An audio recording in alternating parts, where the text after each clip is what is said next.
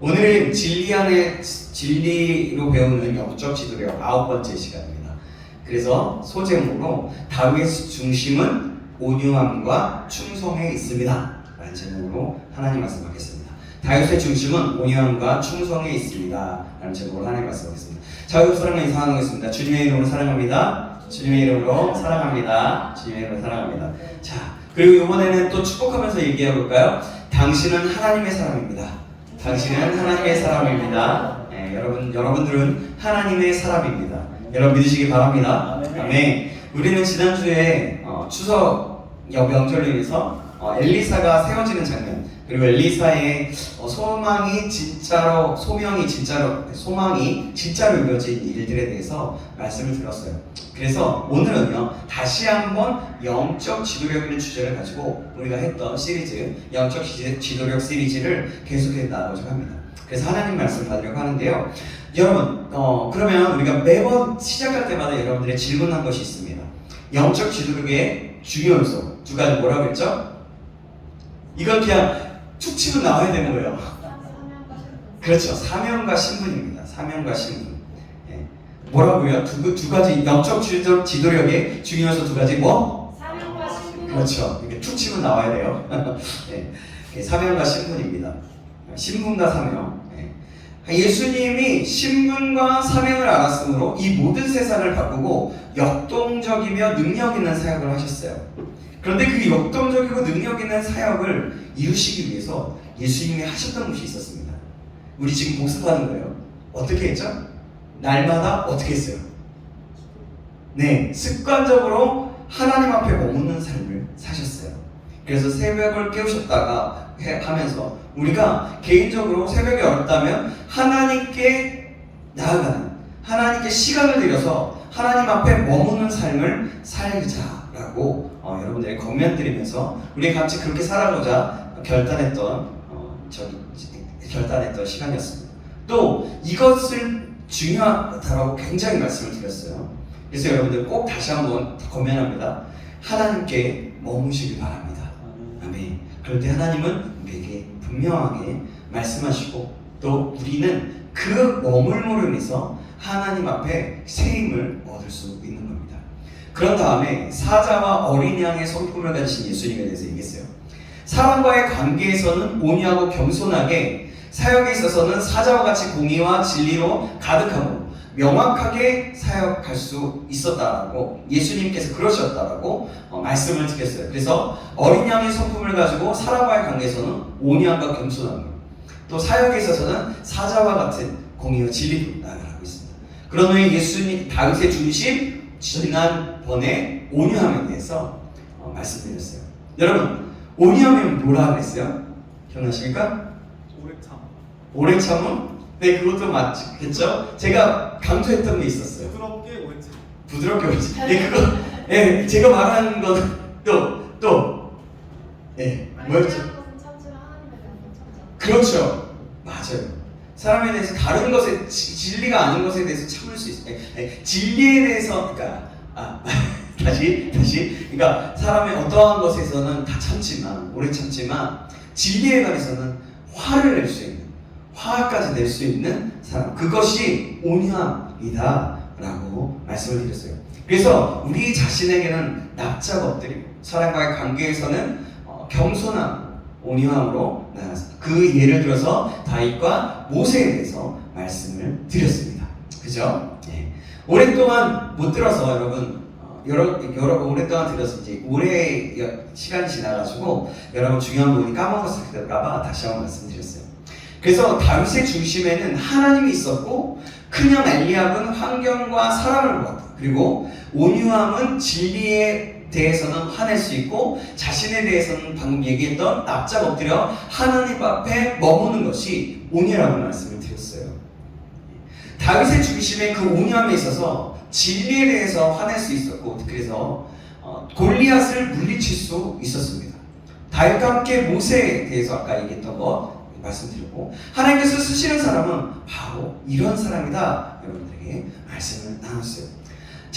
그래서 여러분 자신에 대해서는 엎드리기로 죽기로 작정하고 양보하는 것, 그리고 중심을 하나님께 드리는 사람, 우리도 이러한 사람이 되길 주님의 이름으로 축원합니다. 아멘. 오늘 계속해서 이어서 보도록 하겠습니다. 오늘 사무엘상 뒷부분을 좀 읽었는데요, 우리가 좀 아마 중반부, 중후반부가 되지 않을까 싶습니다. 아마 그 내용을 가지고 다시 한번 오념의 어떤 부분 짤막하게 대해서 나눴고요, 이제 다른 부분 하나에 대해서 또 한번 나누도록 하겠습니다. 오늘 본문 읽었던 거 17장 31절 33절 말씀, 제가 한 구절 여러분이 한 구절 33절은 같이 읽겠습니다. 어떤 사람이 다윗이 한 말을 듣고 그것을 사울에게 전하였으므로 사울이 다윗을 부른지라.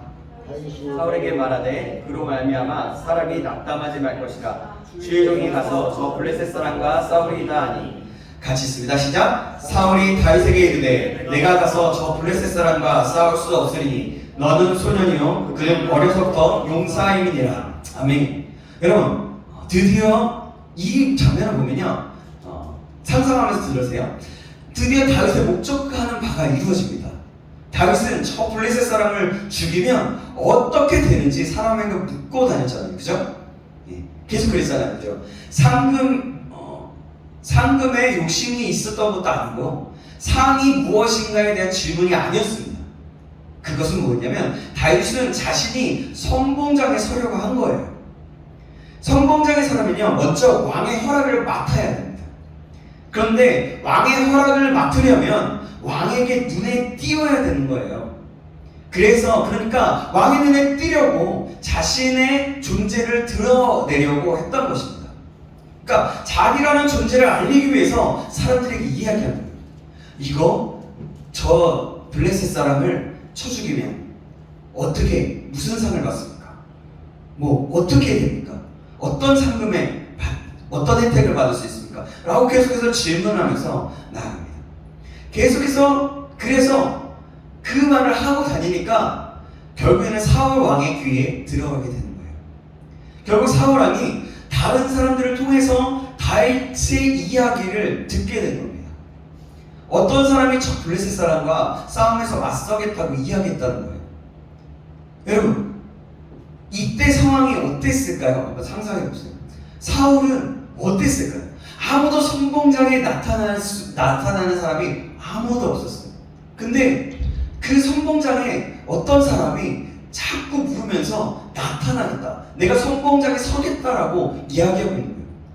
그렇다면 여러분, 사울 왕 입장에서 어떻겠어요? 되게 기쁘겠죠. 이 전쟁에서 그럼 선봉장에 설 사람이 누군가 한번 보자. 그러면서 다윗을 불러오라고 합니다. 그런데 여러분, 사람이 다윗을 데려옵니다. 그런데 사울은 다윗을 보면서 어땠을까요? 굉장히 놀랐을 거예요. 사울 왕은 다윗이 선봉장에 설 만한 그런 사람으로 생각했어요. 원래 선봉장에 설 만한 그런 능력 있고 등치도 크고 잘 싸울 수 있는 사람이다라고 상상하고 생각했던 거예요. 그렇게 용사일 거라고 생각했죠. 그런데 다윗을 보니까 아직도 다 크지 않은 아이인 거예요. 소년인 거예요. 용사도 아니고 아마 호료를 했겠죠. 그러니 사울이 어떻겠어요? 다윗을 보고 어떻겠습니까? 아마 낙심했을 것 같아요. 아니, 선봉장에 선다라는 그 사람이, 아니 이런 소년이야. 그러면서도 이렇게 한 거죠. 왕으로서의 지혜를 발동합니다. 속으로는 계속해서 낙심하고, 아니 쟤는 나갈 수 없는데 라고 합니다. 그러면서 우선 침착하자, 절대로 실망을 표현하지 말자, 그러면서 그 용기에 대해서 먼저 칭찬해 주자 라고 얘기합니다. 여러분, 그러면서 그렇게 얘기해요. 그로 말미암아 낙심하지 마십시오. 사울을 향해 주의 종이 블레셋 사람을 치겠습니다 라고 다윗이 얘기했어요. 그때 사울은 다윗을 향해 너는 블레셋 사람과 싸울 수 없으니 너는 소년이요 골리앗은 어려서부터 용사라서 싸울 수 없다라고 합니다. 그런데 그 형제는, 여러분, 다윗 형제는 몇 형제인지 아세요? 8형제였어요. 그런데 그 8명 중에 3명만 군인으로 나와 있습니다. 그러니까 넷째부터는 20살이 넘지 않았던 거예요. 20살이 넘는 사람들만 군대에 입대할 수 있었는데, 넷째부터는 말하자면 결국 뭐 19살 미만이라는 거예요. 19살부터 시작한다. 그렇다면 아무리 나이가 많다고 하더라도 터울을 생각해보면, 우리의 터울이라고 뭐 터울이 아닐 수도 있지만 17살 미만인 15살 정도의 청소년인 거예요. 아무리 나이가 많아도 그 연년생이라고 생각해봐도 15살이라는 거죠. 그러니까 그가 싸울 수 없다는 것을 말하는 겁니다. 이때 다윗이 어떻게 응답합니까? 34절에서 37절 말씀입니다. 이것도 제가 한 구절 여러분이 한 구절 교독합니다. 17장 34절이에요. 다윗이 사울에게 말하되 주의 종이 아버지의 양을 지킬 때에 사자나 곰이 와서 양떼에서 새끼를 물어가면 내가 따라가서 그것을 치고 그 입에서 새끼를 건져내었고 그것이 일어나 나를 해하고자 하면 내가 그 수염을 잡고 그것을 쳐 죽였나이다. 주의 종이 사자와 곰도 쳤은즉 살아계시는 하나님의 군대를 모욕한 이 할례 받지 않은 블레셋 사람 이리이까 그가 그 짐승의 하나와 같이 되리이다. 또 다윗이 이르되 여호와께서 나를 사자의 발톱과 곰의 발톱에서 건져내셨으니 나를 이 블레셋 사람의 손에서도 건져내시리이다. 다윗이 이르되 가라 여호와께서 너와 함께할 계시기를 원하노라. 아멘. 여러분, 그러니까 중2나 중3 정도 되는 아이가 이렇게 말을 하고 있는 겁니다. 여러분, 중2 때 중3 때 이렇게 말한다는 건 정말 놀라운 거예요. 지금으로 생각해 보십시오. 여러분 이 나이 때 무슨 생각을 하셨습니까? 뭘 하고 있었어요, 여러분? 서브한테 하고 있었어요. 네? 서브한테. 그래요. 게임하면서 형제는 이렇게 했죠. 저는 이때 처음으로 주님을 경험하고 방언도 받으면서 내 기도를 들어주신다는 하나님을 경험을 했어요. 하지만 다윗은요, 그 나이에 정말로 대단한 용기와 믿음이 있었어요. 그리고 그에게서 어떤 것을 발견할 수 있냐면 그것은 두 가지로 말씀드릴 수 있는데요. 이것이 놀라운 지도력의 힘이라고 말할 수 있습니다. 그것이 바로 다윗에게 있어서 중요한 점입니다. 퀴즈 냅니다. 뭘까요? 설득입니다. 괄호 몇 마지막 설득 뭘까요? 네? 크게 얘기하세요. 그렇죠. 설득력. 맞아요. 맞았어요. 설득력인 거예요. 다윗에게 있어서 다윗에게 있어서 그가 가진 것은 설득력이라는 기술을 가지고 있었어요. 리더에게 있어서 꼭 필요한 그런 기술입니다. 이것은 타고나는 것이 아니라 필요하고 배워야 하는 겁니다. 사울은 이렇게 말합니다. 너는 소년이요 할 수 없다라고 말합니다. 그 말을 들으면 중학생들은 어떻게 반응합니까? 기가 죽든지 자기 고기를 자랑하든지 합니다. 이럴 때 나만 믿어주세요. 나는 할 수 있습니다. 이렇게 이야기하는 사람들 있죠. 중2 애들이 그럴 수도 있겠죠. 그런데 이 말은 설득력이 아니에요. 근거가 없잖아요. 나를 믿어주세요. 널 보고서 뭘 믿니? 근거가 있어야 될 거 아니에요. 그죠? 아닌가요? 맞아요. 맞잖아요. 사람들이 회의를 하거나 어떤 일을 할 때에 반대하는 사람들이 있잖아요. 그런데 일부러 반대하는 경우는 드뭅니다. 무조건적인 반대도 있지만 많은 경우에는 이해를 못해서 반대하는 경우가 많이 있어요. 그 말하는 것들을 이해 못해서 반대한다는 거죠. 리더들을 보면 전체를 바라보고 원리를 보게 되죠. 그러면서 이야기를 해요. 그런데 그것을 받아들이는 사람들은 보통 좁게 보고 다르게 봅니다. 자기 입장에서 보는 거예요. 그럴 때 제안하는 사람들은 말하기를 또 나를 반대한다 라고 이야기를 하거나 처음부터 어그러지게 보거나 밀어붙이기도 합니다. 이해를 하지 못하니까 저 사람은 나를 반대한다. 반대를 위한 반대를 한다. 이렇게 생각하는 경우가 있다는 거예요. 그게 어그러지게 보는 사람들이 있다는 거죠. 왜 나를 못 믿어? 무조건 믿어주세요. 이렇게 밀어붙이는 식, 그것은 좋은 것이 아니에요. 좋은 리더는 전체를 다 보도록 만들어서 넉넉한 자료를 주어서 설득을 시키는 거예요. 강언이설이 아니라 설득하는 겁니다. 설득은 뭐냐면 협박이나 압박도 아니에요. 설득은 납득할 만한 충분한 이해력을 주는 거예요. 이 병을 여러분 자 잠깐만요. 이 마이크를 선택해 볼게요. 여러분 이 마이크를 보면 여러분들은 이미 알지만 멀리서 마이크를 처음 본다고 보세요. 마이크를 경험해보지 못한 사람이라고 생각해보세요. 아니 그냥 여러분들은 경험했겠죠? 경험했는데 이 마이크를 볼 때에 설명이 다 다른 거예요. 예를 들어 우리 동환 형제가 이 마이크를 볼 때 뭐라고 생각하십니까? 마이크. 또 집사님 뭐라고 생각하십니까? 음성을 높이는 거. 또 효범이는 뭐라고 생각하십니까? 잘 모르겠어요. 네, 이렇게 이 보는 것마다 다른 거예요. 다 맞아요. 다 맞아요. 그런데 이것을 아는 사람은 뭐냐면 앰프와 연결해서 스피커로 나갈 수 있게, 그래서 목소리를 더 확장시켜서 다른 사람에게 더 많은 것들을 들려줄 수 있게, 크게 잘 명확하게 들려줄 수 있게 하는 것이다 라는 것들을 뭐냐면 입체적인 전체적인 어떤 설명이라고 볼 수 있겠죠. 그러나 여러분들은 이렇게 마이크 확장시켜 이렇게 얘기했죠. 그러니까 보는 것은 다 다른 거예요. 그러니까 대부분 다르게 말합니다. 다 많이 봤는데, 그러나 진짜 리더는요 전체를 볼 줄 아는 거예요. 그래서 모든 사람이 전체를 보여주는 그래서 결정하고 이것이 그렇게 마이크가 이해하도록 하는 거예요. 그걸 알게 하는 거죠. 그것이 바로 설득력이라는 거죠. 무조건 나만 믿어주세요 하는 대화가 아니라 상대방이 납득할 만한 이해하도록, 동의하도록 하는 것을 보는 거예요. 소년 다윗이 여러분 사울에게 하는 말을 보세요. 그 말을 듣고는 사울이 다윗의 말을 듣고는 사울이 다윗에게 설득되어서 하나님께서 너와 함께하기를 원한다라고 말합니다.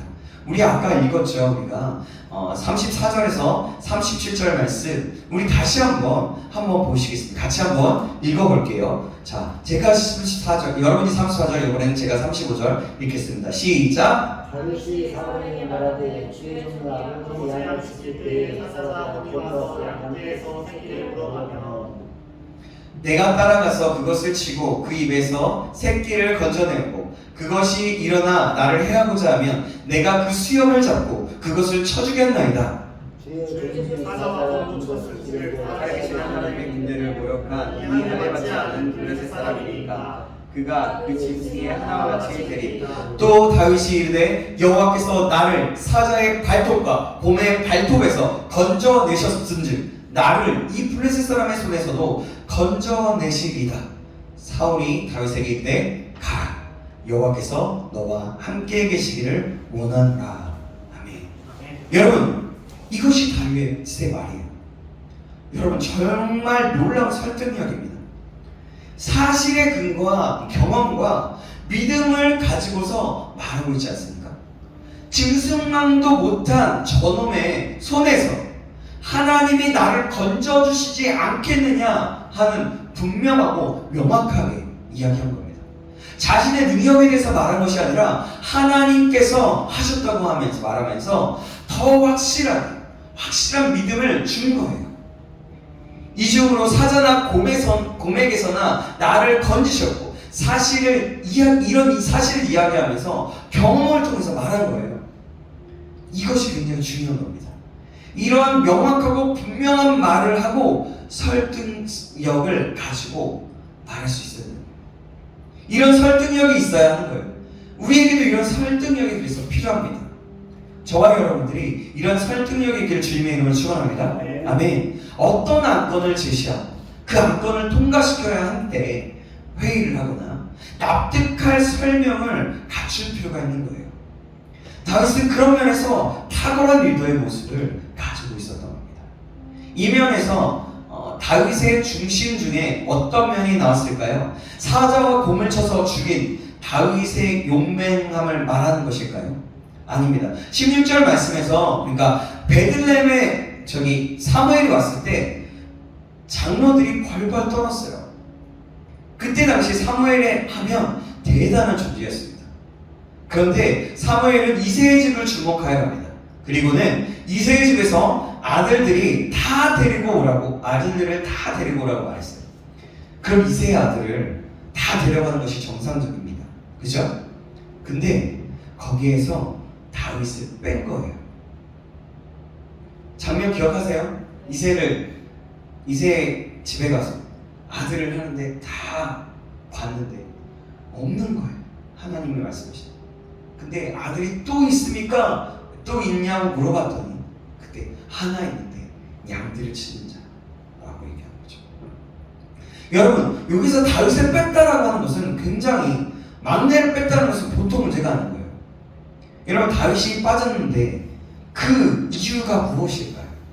다윗을 미워해서였을까요? 여러분, 야곱의 아들들을 한번 생각해 보세요. 야곱의 아들 중에 요셉은 어떠했습니까? 요셉은 야곱에게 제일 사랑받은 아들이었잖아요. 그죠? 그래서 보면 밑으로 내려가면 갈수록 내리 사랑이기 때문에 더 많은 사랑을 받게 되는 게 인지상정이죠. 맞죠? 근데 이새의 식탁에는 다윗이 없었던 거예요. 다윗은 이새에게 있어서 좀 껄끄러운 존재였던 것을 보입니다. 엘리압이 다윗을 야단할 때 내 양떼는 어떻게 했느냐? 라고 했지 않습니까? 그죠? 그렇다면 그의 생업을 다윗에게 맡겼다는 거예요. 양들과 함께 지내고 먹고 자고 했다는 거예요. 생각해보세요. 여러분, 10대 중반의 소년 다윗에게 가장 감수성이 예민한 다윗이 아버지의 사랑을 받고 싶고 따뜻한 집과 밥 그리고 그것 친구들과 함께 놀고 싶은 마음이 있지 않았겠습니까? 그죠? 그런 것 근데 다윗은 그 어떤 것도 누릴 수가 없었어요. 그것을 양떼들과 함께 들판에서 산 겁니다. 외롭겠죠, 그죠? 혼자 지냈어요. 양떼들과 혼자 지냈다는 거예요. 모든 혜택은 다윗에게 있어서 이새에게 있었던 그 이새의 아들로서의 그 혜택이 제외되었다는 거예요. 말하자면 그냥 청지기와 같이 그냥 종처럼 어떻게 보면 일했다라고 볼 수 있다는 거죠. 그 모든 것들을 형들에게만 주어졌어요. 집에 가면 테이블에 의자가 없었어요. 이쯤 되면 다윗은 비행 청소년이 되어야 합니다. 그죠? 그렇지 않나요? 삐뚤어지고 그죠? 상처받고 나는 주원 아들인가? 하면서 소외된 느낌을 받을 수 있어요. 그러면서 집을 나갔을 수도 있겠죠. 나 집업 팽개칠 거야. 나 그냥 나가서 내가 내 뜻대로 살 거야 라고 하지 않겠어요? 그리고 만약에 그 맡은 일, 양떼를 지키는 일을 맡겼다면 계급 속에 살기 너무나 쉬운 사람 아닌가요? 그러면 어떻게 생각하겠어요? 자신의 원수들이 양떼들 아니겠어요? 그렇지 않습니까? 부풀이를 양떼들에게 할 수 있지 않았을까요? 자기 마음대로 할 수 있었어요. 그 일을 제일 싫고 마지못해 할 수 있었습니다. 그냥 누워만 있을 수 있었어요. 그럼 다윗은 왜 그러지 않았을까요? 왜 그런 상황 속에서 그러면 생각해보세요. 왜 그런 상황 속에서 있었을까요? 그때 학자들이 연구하기 시작했어요. 그때 단서를 찾아냅니다. 그때 왜 다윗이 이렇게 살았을까? 학자들이 찾아내요. 딱 한 군데서 성경을 통틀어서 찾아봤는데 딱 한 군데서 찾을 수가 있었어요. 바로 시편 51편을 에서 찾게 됩니다. 시편 51편에 보니까 내 어머니가 죄악 중에 나를 출생하였다 라고 그런 부분이 있어요. 그것이 학자들은 원죄를 말하는가 아니면 모든 사람에게 해당되는 그런 것을 말하는가 질문했어요. 근데 모든 사람들과 동일한 그런 죄 중에 태어난 사람이라고 하기에는 이 말씀 자체가 너무나 다르게 보였던 거예요. 학자들이.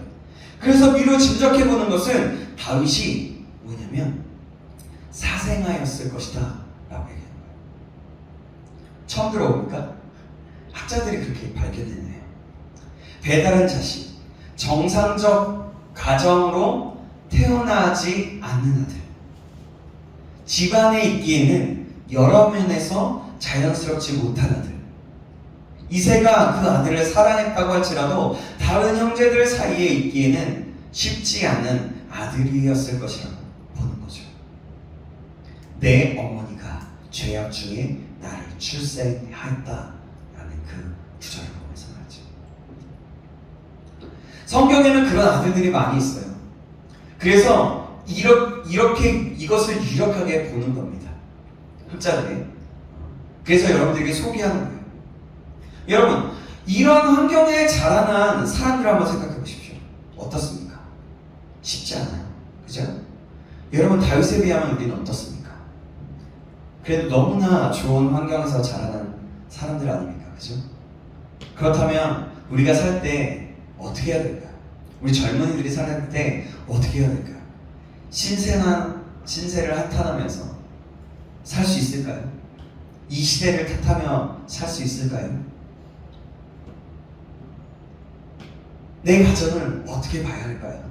가정에 문제가 있다. 우리는 그렇지 않잖아요. 그럼 신세한탄할 것이 아니라 다윗을 본받을 필요가 있는 겁니다. 믿음으로 하나님께 나아가 다윗을 본받는 거예요. 우리 모두가 이렇게 믿음으로 하나님께 나아가길 바랍니다. 누구 탓하지 마시고 주님을 바라보시기 바랍니다. 다윗은 어땠습니까? 놀랍게도 그 청소년 15살, 17살 되는 그 아이가 그런 모든 상황 속에서도 하나님을 찬양하고 예배하는 사람이 되었어요. 하나님을 깊이 묵상하는 사람. 그는 시인이 되기도 했죠. 말씀의 사람이 되었어요. 사람은 항상 선택의 기로에 있습니다. 다윗과 비슷한 상황에 있는 사람이 바로 요셉인데요. 환난 속에서 있을 때 주님을 택할 것인가, 삐뚤어질 것인가, 그런 같은 상황을 보면서 삐뚤어질 것인가, 주님을 찾고 택할 것인가, 우리는 택할 수 있다는 겁니다. 다윗은 그때마다 주님을 택했어요. 그는 예배자의 길을 택했고 묵상의 길을 택했고 그는 목초지에서 악기를 치면서 찬양하면서 주님 앞에 머무는 삶을 선택했던 거예요. 하나님께서 사울 왕을 버리기로 결정하시고 누가 이스라엘의 왕이 될 것인가 찾으셨습니다. 하나님을 중심을 보시고 찾으셨습니다. 그죠? 시편 101편에 6절에 이런 말씀이 있습니다. 제가 읽어드릴게요. 내 눈이 이 땅에 충성된 자를 살펴 나와 함께 살게 하니 완전한 길에 행하는 자가 나를 따르리로다. 아멘. 사랑하는 여러분, 이것은 굉장히 놀라운 말씀이거든요. 이 말씀을 우리의 심장에 새겨넣기를 간절히 소망합니다. 아멘. 아멘. 내 눈이 이 땅에 충성된 자를 살펴 나와 함께 살게 하리 완전한 길에 행하는 자가 나를 따르리로다. 이건 하나님의 말씀입니다. 이 땅에 충성된 자를 살피고 충성된 자를 말하는 거예요. 논 땅에 누가 충성하는 사람인가? 충성된 사람인가? 그런 사람을 만나면 나와 함께 살리라 라는 거예요. 시편에서 반복될 때는 같은 뜻이지만 용어를 다르게 쓰는데 여기서 뭐냐면 충성된 자는 뒤에 완전한 길에 행하는 자라는 같은 뜻이에요. 그리고 여기 6절의 중반부에 보면 나와 함께 살겠다라는 것을 같은 의미는 나를 따르리로다 라는 부분이에요. 이 말씀 보면서 하는 게 좋긴 하지만 제가 읽어드렸으니까 좀 상상해보면서 하면 될 것 같아요. 여러분, 그러니까 이것은 굉장히 영광스러운 거예요. 누가 하나님을 따를까? 누가 하나님과 함께 살 것인가? 하나님은 어떤 사람을 통해서 일할 것인가? 라고 할 때 명확한 겁니다. 바로 충성된 사람인 거예요. 어떤 목사님이 비유로 말씀하신 내용인데요. 이렇게 비유로 하는 거예요. 한번 그냥 상상하면서 들어보세요.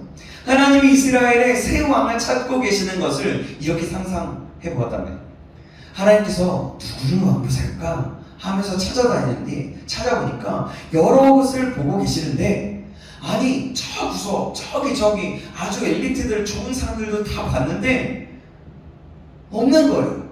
근데 여러 곳을 찾아보다가 목초지가 보여요. 그런데 그곳에 목동이 하나 있어요. 악기를 튕기고 노래소리가 들려요. 소년 다윗이 바로 노래를 부르고 있는 거예요. 주님께서 바위에 걸터 앉아 노래를 듣고 계십니다. 그런데 여호와 하나님을 높이는 거예요. 찬양하는 거예요. 그런데 갑자기 놀랐어요. 뭐냐면 저 멀리서 사자가 오는 거예요. 그것을 보니까 흥미가 생겼습니다. 주인이 궁금해졌어요. 어떤 일이 벌어질까 생각하는 겁니다.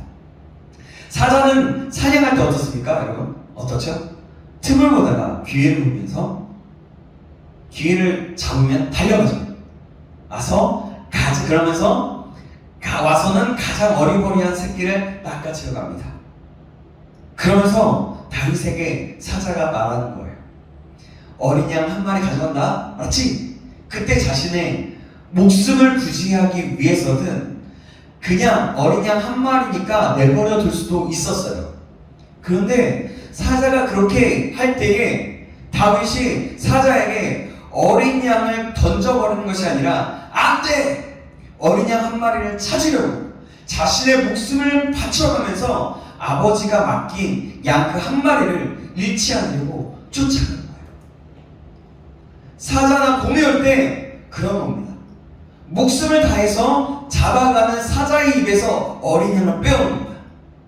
사자가 화가 나서 다윗을 죽이려고 할 때에 목숨을 다해서 수염을 붙잡고 쳐 죽이는 다윗의 모습을 하나님이 보시게 된 거예요. 상상이 돼요? 제가 하는 얘기 상상이 됩니까? 그렇게 상상해 보셨다는 거예요. 그러니까 전 그게 굉장히 되게 재밌었어요. 되게 이게 정말 그럴 수 있겠다. 이 성경의 이야기 전체를 보면 이런 모습을 봤을 수 있겠다라는 거죠. 다윗의 모든 상황을 반대로 말하면 제일 모든 것에 불평하고 게으른 가운데 살만한 상황이었어요. 그렇지만 최고로 충성된 사람인 것이 여기에서 보면 나타내지는 거예요. 맡겨진 일에 충성된 사람이었다는 겁니다. 아무도 인정하지 않는 상황 속에서 오직 지금 나에게 맡겨진 일에 대해서 최선을 다하는 그 모습. 하나님 아버지가 그 다윗의 모습을 보셨던 거예요. 그래서 내가 이새의 아들 다윗을 만나니 내 마음에 합한 사람이다. 내 뜻을 다 이루겠다라고 말씀하십니다. 다윗이 사울 앞에서 자신의 경험을 이야기할 때에 얼마나 용맹스러운가라는 것을 말하는 것이 아니었습니다. 다윗 안에 있는 중심이 충성된 사람인가 하는 것을 말하는 거예요. 누가 인정하든지 말든지 누가 보든지 말든지 관계없이 나에게 맡겨진 일에 관해서는 최선을 다하리라 한 것입니다. 이것이 바로 충성이에요. 주님이 말씀하시길 내 일에 충성된 자를 살펴 그를 나와 함께 살게 할 것이다 라고 시편 101편 6절에 말씀하고 있는 겁니다. 하나님은 이렇게 충성된 사람에게 자신의 일을 맡기는 거예요. 다윗이 바로 그런 충성된 사람이었다라는 겁니다. 하나님은 두 개의 중심을 원하세요. 바로 온유와 충성입니다. 온유는 뭐라고 그랬어요? 사람과의 관계에서 필요한 중심이에요. 충성은 뭡니까? 맡겨진 사역, 맡겨진 일과 관계에서 나타내야 할 행동인 겁니다. 온유는 어린 양의 태도를 말하는 것이고 충성은 사자의 행동을 말하는 겁니다. 사자와 어린 양에 대해서 말씀드리잖아요. 이것을 얘기하는 겁니다. 사자는 어떻습니까? 뒤로 물러서지 않아요. 어린 양은 어떻습니까? 깨어지는 거예요. 그가 죽는 거예요. 양털을 깎아도 아무 말 하지 않고 자신을 내어드리는 어린 양처럼 말이죠. 즉 죽음을 얘기하는 거예요. 그래서 어린 양이라고 표현을 하는 겁니다. 예수님을 말씀하실 때. 그래서 맡겨진 일에 관해서는 충성을 다하는 것이고 또 사람과의 관계에 있어서는 온유함의 태도가 필요한 거예요. 이것이 리더에게 필요한 필수인 거예요. 사랑하는 여러분, 이 사실을 꼭 기억하시기 바랍니다. 아멘? 아멘. 그리하여 하나님이 찾으시는 사람이 다윗과 같은 사람이 되기를 주님의 이름으로 축원합니다. 그리하여 다윗과 같이 영적 지도력을 발휘하는 리더, 하나님이 찾으시는 리더가 되기를 다시 한번 주님의 이름으로 축원합니다. 아멘. 사랑하는 여러분, 크리스천은 어디에 있든지 어디에 있어서든지 리더라고 말씀드렸어요. 우리의 신분은 하나님의 뜻을 이루는 하나님의 자녀입니다. 이 세상을 다스리는 하나님의 자녀입니다. 이 신분을 잊지 않아야 되는 거예요. 그래서 그 신분을 가지고 내가 미션을 가지고 하나님의 뜻을 이루는 하나님의 자녀이면서 알고서 이것을 가지고 다윗이 나아갔던 것처럼 다윗의 그 온유와 충성이 하나님이 찾으시는 중심이었고 기쁨이었다는 것을 알고 이런 중심이 우리에게 우리 중심에 있게 되기를 다시 한번 주님의 이름으로 축원합니다. 아멘. 그래서 하나님께서 내가 나의 뜻을 이룰 사람을 찾으실 때에 우리의 모습이 눈에 띄게 되는 역사가 있기를. 내가 누구를 쓸까 할 때 여기 희범이가 있구나. 여기 기쁨이가 있구나. 여기 동환이가 있구나. 여기 슬기 집사님이 있구나. 말하는데 네, 그렇게 하는 거죠. 그렇게 이름을 부르고 찾게 되는 역사가 있기를 다시 한번 주님의 이름으로 축원합니다. 하나님께서 찾으시는 영적 리더십, 바로 이 온유함과 충성스러움이 저와 여러분 안에 있기를 다시 한번 주님의 이름으로 축원합니다. 기도하겠습니다. 하나님 아버지, 오늘은 다윗의 중심에는 온유와 충성이 있다는 것을 하나님 배우게 되고 알게 되었습니다. 우리가 이미 아는 것일 수도 있었지만 하나님 다시 한번 이 말씀을 통해서 우리가 깊이 있게 다시 한번 상고해 보았습니다. 이것을 기억하고 우리가 하나님이 찾으시는 충성된 사람이 될 수 있도록 내가 맡은 일에 있어서는 목숨을 다해 힘을 다해 누가 인정하지 않든 인정하든 상관없이 하나님 앞에서 충성스러운 사람이 될 수 있도록 인도하여 주시옵소서. 또한 모든 것에 있어서 온유함과 겸손함으로 사람들과의 관계를 맺으며 나아갈 수 있는 그런 성품으로 달려갈 수 있는 온유와 충성스러운 사람, 그 사람이 바로 내가 될 수 있도록 인도하여 주시옵소서. 살아계신 예수 그리스도의 이름으로 기도합니다. 아멘. 우리가 같이 우리가 사랑하는 나의 아버지 함께 찬양하시고 좀 같이 또 기도했으면 좋겠습니다. 온유함과 충성, 하나님께 정말 다윗이 목초지에서 고백했던 그 하나님의 그 고백하고 나아갔던 금제함을 나아갔던 그 삶을 기억함으로 우리가 좀 같이 사랑하는 나의 아버지 함께 찬양했으면 좋겠습니다. 사랑하는 나의 아버지, 이름 높여드립니다. 주의 나라 찬양 속에 임하시니 능력에 주께 찬송하네. 전능하신 하나님 찬양, 언제나 동일하신 주, 전능하신 하나님 찬양,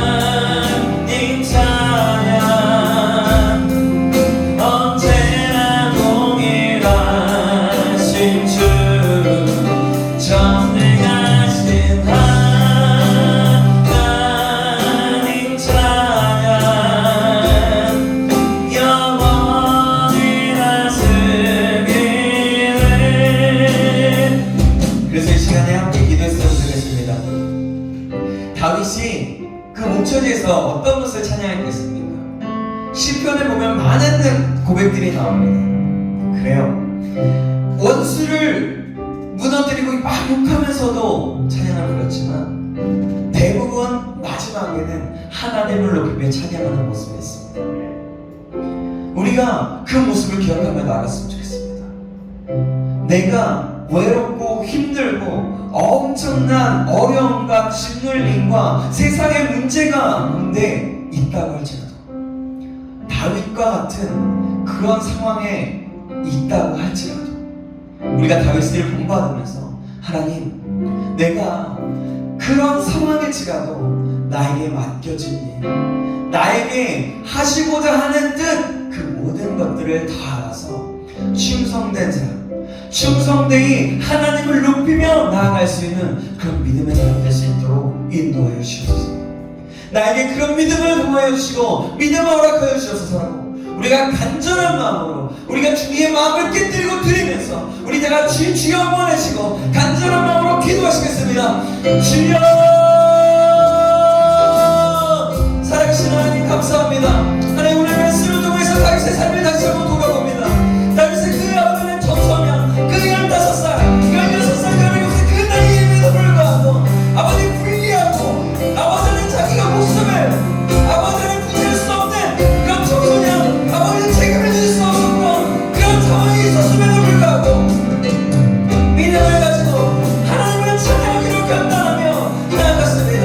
하나님, 그래서 작은 일에 나에게 맡겨진 일들에 목숨을 다하여 충성을 다하였습니다. 하나님, 우리가 다윗과 같은 상황에 있으니까 나의 삶이 아버지는 정말 죽을 것 같고 힘들고 아버지 어렵고 그런 상황에 있습니다.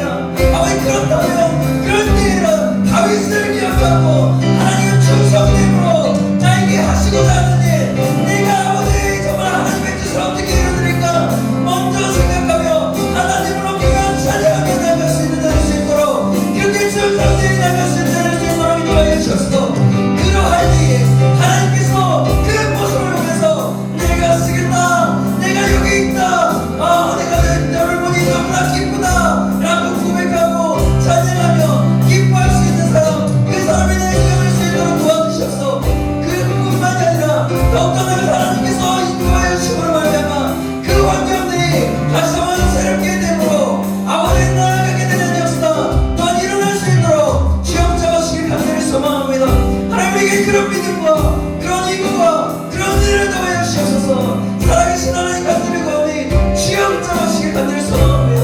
우리를 새롭게 하여 주셔서 하나님, 하나님께서 이루실 것을 기대합니다. 찬양합니다. 하나님, 아버지 정말 너무나도 아버지 힘든 일일지라도 하나님 바라보고 나갈 수 있도록 도와주시옵소서. 하나님, 우리가 영적 리더십을 배우면서 하나님, 오늘은 특별히 다윗의 중심에 온유함과 충성함에 대해서 하나님 배웠습니다. 하나님, 다윗은 참 연약하고 참 힘들고 어려운 가운데 어린 시절을 보내고 있었습니다. 하나님, 그런 다윗은 날마다 하나님을 선택하며 하나님을 바라봤던 것들을 보게 됩니다. 우리 또한 우리의 삶을 볼 때 참으로 어렵고 내 힘으로 감당이 안 되고 내 어떠함으로 아버지 이길 수 없고 해결할 수 없는 것들이 너무나 많은 것을 봅니다. 하나님, 그럴 때 다윗처럼 하나님을 바라보며 선택하기로 결정할 수 있도록 주님 인도하여 주옵소서. 그래서 하나님, 그곳에서 중심에 하나님께서 기뻐하시는 온유함과 충성됨으로 말미암아 내가 쓸 사람이 누구인가 찾으실 때에 하나님, 우리의 모습을 눈에 띄게 되어 우리의 이름을 불러가며 우리와 함께 하시는 하나님이 얼마나 크신지를 알게 하시고 더욱더 그 충성된 사람이 됨으로 인해서 하나님의 뜻이 우리의 삶 가운데 온전히 나타낼 수 있도록 인도하여 주셨습니다. 그러할 때 하나님, 우리의 모든 문제들이 다시 한번 주님의 계획과 뜻 안에서 아버지 하나님 새롭게 되고 아버지 변화되게 되는 역사 또한 일어날 수 있도록 하나님 인도하여 주셔서 이 모든 것들 주님 앞에 맡깁니다. 하나님, 그럴 때마다 하나님께 나아가며 하나님을 의지하며 하나님을 바라볼 수 있는 자, 하나님을 찬양할 수 있는 자, 그런 충성되고 아버지 힘을 다해 나아갈 수 있는 자, 그 사람이 내가 될 수 있도록 인도하여 주시옵소서. 모든 것을 주님께 맡깁니다. 살아계신 예수님의 이름으로 기도합니다.